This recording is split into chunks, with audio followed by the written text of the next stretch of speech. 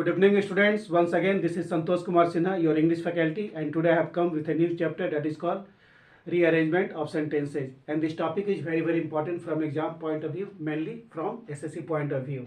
So let's see what are the questions and how to solve them. Means sentence rearrangement means rearrangement of sentences. Rearrangement of sentences, और इसको देखते हैं कि क्या tricks है और कैसे इसको हम लोग फटाफट सीक्वेंस में सजाते हैं। जैसा कि आप जानते हैं कि कोई भी पारा जंबल सेंटेंसेस मिक्सअप होता है, बहुत सारा सेंटेंस होता है वो मिक्सअप होता है, उसको हम लोग प्रॉपरली और सीक्वेंस में उसको सजाते हैं कि कौन सा घटना पहले हुआ, कौन उसके बाद होगा, कौन उसके बाद होगा, कौन उसका फिनिशिंग होगा।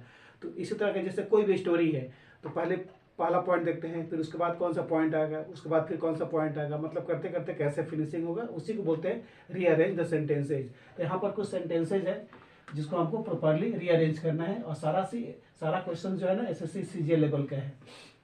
तो देखते हैं इसका मेन चीज़ क्या होता है कि आपका पहला सेंटेंस फर्स्ट और लास्ट सजा हुआ है, और बाकी जो पी क्यू आर एस इसी को आपको सजाना है। यही आपस में मिक्सअप हो गया है, यानी कि फर्स्ट और लास्ट सजा हुआ है, अरेंज्ड है, और आपको जो मिक्सअप हो गया क्या है, पी क्यू आर एस, इसी को सजाना है प्रॉपरली करेक्ट सीक्वेंस में।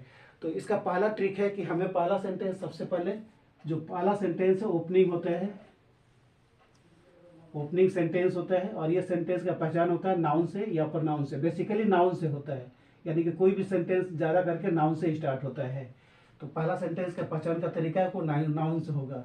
उसके बाद उसका सपोर्टिंग सेंटेंसेज, यानी कि पहला सेंटेंस को सपोर्ट करने के लिए कौन कौन सा सेंटेंस है, यानी कि वर्ब के साथ उसको हम लोग देखेंगे, सपोर्टिंग वर्ब और सपोर्टिंग सेंटेंस भी आप बोल सकते हैं। और थर्ड में आता है फिनिशिंग, यानी कि कंक्लूजन। इसको ध्यान में रखिएगा तो आप सेंटेंस को आराम से सजा देंगे। क्या क्या इसका टेक्स्ट है, क्या क्या इसका फंडा है। फर्स्ट हम लोग देखते हैं कि हमारा ओपनिंग सेंटेंस क्या है सेंटेंस रीअरेंजमेंट का।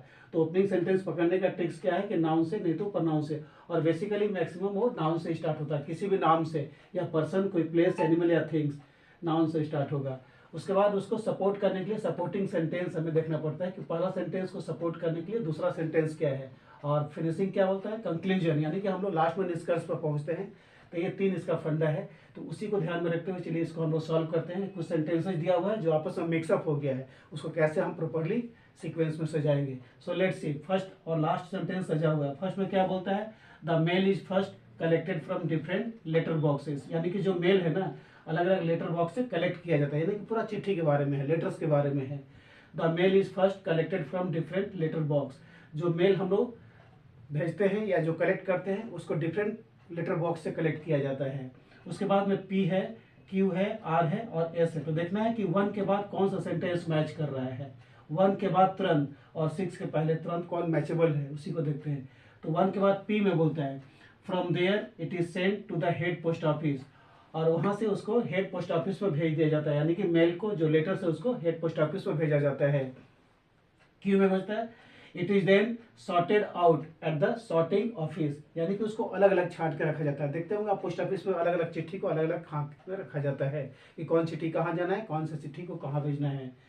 आर में बोलता है the mail is again sorted out, फिर उसको अगेन सॉर्टेड आउट किया जाता है at the head post office, और उसके बाद उसको हेड पोस्ट ऑफिस में भेज दिया जाता है by the concern beat postman, यानी कि जहाँ इलाका का, जिस इलाका का पोस्टमैन होता है उसके द्वारा उसको सॉर्ट आउट किया जाता है।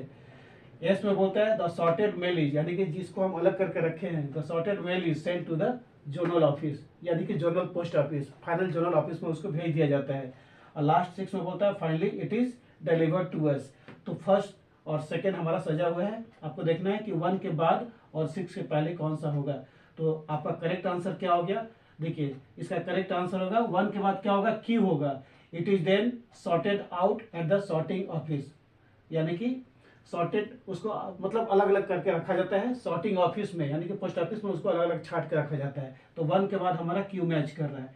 उसके बाद क्यू के बाद पी आ जाएगा, फ्रॉम देयर, यानी कि उस ऑफिस से, from there it is sent to the head post office, उसके बाद वहां से उसको हेड पोस्ट ऑफिस में भेज दिया जाता है। तो 1 और 2 हमको मिल गया, पी और क्यू हमको मिल गया, ठीक है। उसके बाद में आर में आता है द मेल इज अगेन, फिर उसको दोबारा सॉर्ट आउट किया जाता है at the head post office by the concern beat postman, वहाँ का जो बीट पोस्टमैन होता है उसके द्वारा फिर उसको अलग अलग छाट के रखा जाता है कि कौन से लेटर कहाँ पे भेजना है।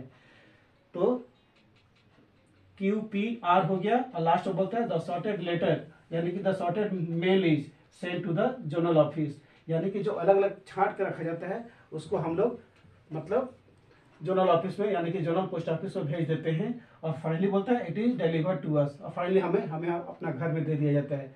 So the correct answer is a.